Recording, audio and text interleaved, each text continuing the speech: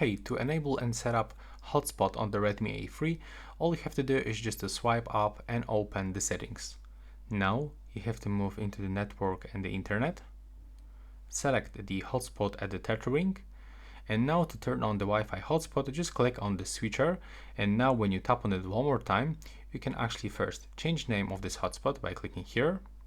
Also, you can quickly get access to the hotspot by opening this QR code, so other people will be able to actually scan this QR code and be connected into your Wi-Fi.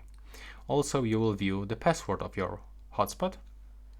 And from this, you can also turn off the hotspot automatically when there's like no devices connected, but I'm gonna actually turn it off. And from here, we can also help other devices to find this hotspot, but it will reduce hotspot connection speed.